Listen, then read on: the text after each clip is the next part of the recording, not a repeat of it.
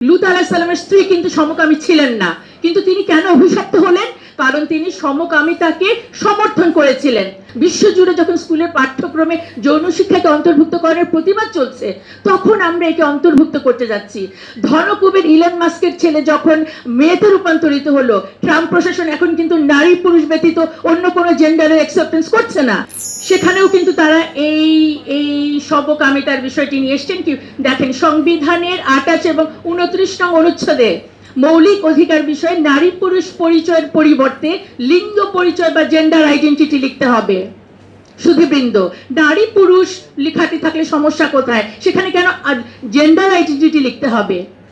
তার মানে কি এলজিবিটিকিউ কে আইনি একটি বৈধতা দেয়া? এটি গেল একটি। আমি আরেকটি ধারার কথা বলছি, শিক্ষা খাতের কথা। অলরেডি আপনারা শুনেছেন গত ফ্যাসিস্ট আমলে কি হলো, যে শিক্ষা ব্যবস্থায় ট্রান্সজেন্ডার যখন ইনক্লুড করতে চাইলেন শরীফ শরীফার মাধ্যমে, এটি কিন্তু আমরা ভুলে যাই নাই। বর্তমান নারী বিষয়ক কমিশন এটি কিন্তু শিক্ষা কমিশন নয়, এটাও খেয়াল করি। পাঠ্যক্রমে মাধ্যমিক থেকেই সমন্বিত যৌন শিক্ষা, কম্প্রিহেন্সিভ সেক্সুয়াল এডুকেশন অনুসরণ করার জন্য সুপারিশ করেছেন। একটু চলেন তো দেখি যে এই কম্প্রিহেন্সিভ এই সেক্সুয়াল এডুকেশনের নীতিমালাগুলো কি, তারা কি জ্ঞান দেয়। একেবারে আমি টু দ্য পয়েন্টে পড়ছি।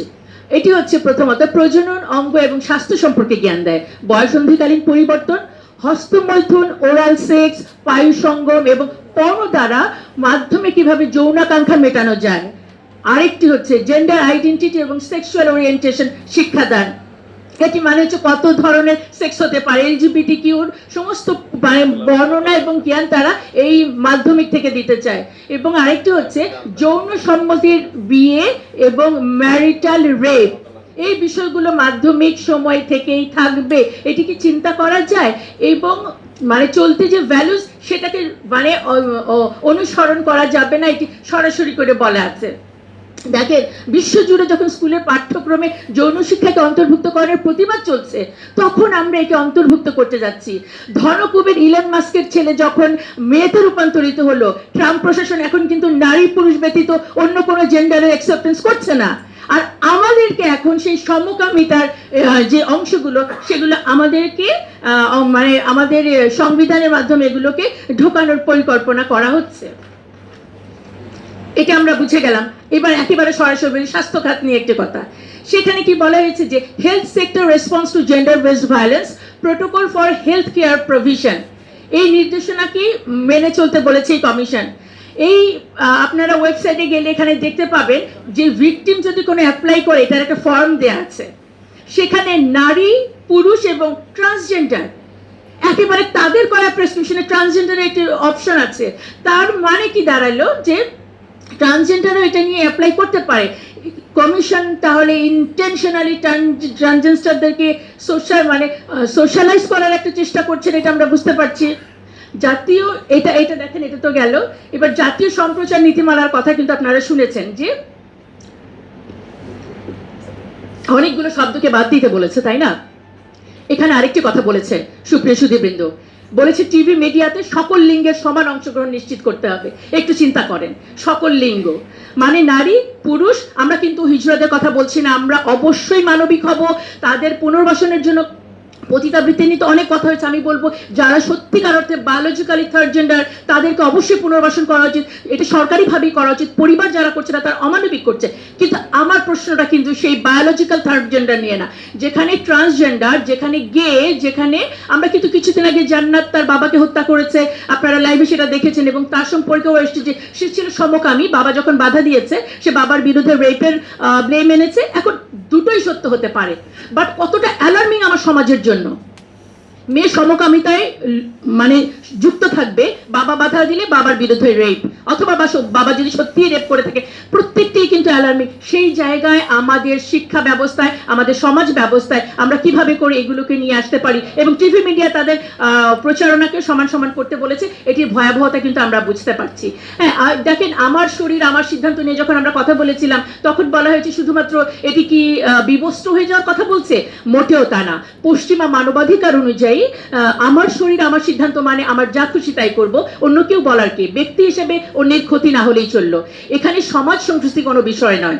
যৌন মুক্তি লাভ করা যেভাবেই হোক, সেটা সমলিঙ্গের যৌনতা, হস্তমৈথুন, পরকীয়া, পতিতালয়ের মাধ্যমে যৌন তৃপ্ত হওয়া, যা আমাদের সমাজ এবং ধর্মীয় মূল্যবোধের সাথে সাংঘর্ষিক।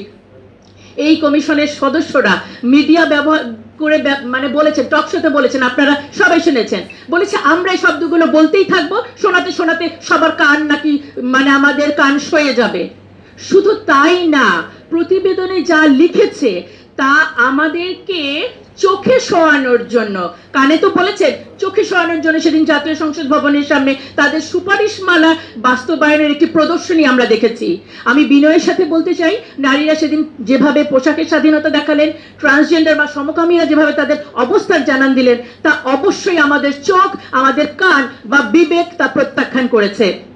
বিষয়টা আমি এভাবে দেখছি, নারী কমিশনের লিখিত একটি যদি ফিল্ম থাকে, সম্ভবত সেই ফিল্মের আমরা একটা ট্রেইলার দেখলাম সেদিন। এখন সেই ট্রেইলারের পরবর্তী পুরো ফিল্মটি যদি আমাদের দেশে বাস্তবায়িত হয়, তাহলে এটার পরিণাম কি হবে আমাদের বুঝতে হবে। এর চেয়েও আরো বেশি দুঃখজনক হচ্ছে, সেই প্রোগ্রামে আমরা আমাদের সংবিধান সংস্কার কমিশনের প্রধানকে অংশ নিতে দেখেছি। তার মানে আমার সরকারের কিন্তু পরোক্ষ না প্রত্যক্ষভাবেই এই ফিল্ম নির্মাণে বাজেটও আছে।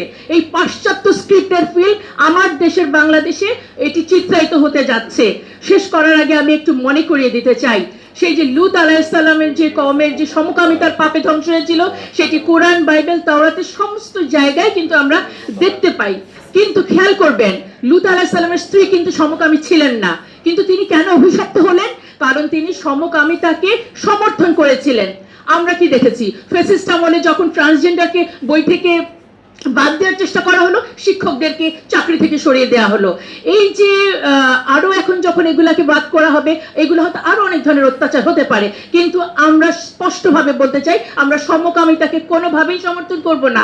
আরেকটি কথা, কোরআন কিন্তু শুধুমাত্র মুসলিমের কোনো গ্রন্থ নয়, এটি হিন্দু, মুসলিম, বৌদ্ধ, খ্রিস্টান প্রত্যেকের কল্যাণের জন্য যেহেতু নাজিল হয়েছে, তাই আমি বলতে চাই যে মুসলিম বাবা মা, হিন্দু, বৌদ্ধ, খ্রিস্টান যত বাবা মারা আছেন, আপনারা যদি আপনাদের সন্তানকে এই সমকামী শিক্ষা এবং এই সমাজ থেকে রক্ষা করতে চান, এখনই আমাদেরকে এই সমকামী সুপারিশকে না করতে হবে এবং চলুন সবাই একসাথে মিলে একটি মানবিক ভ্রাতৃত্বের বাংলাদেশ গড়ে তুলি।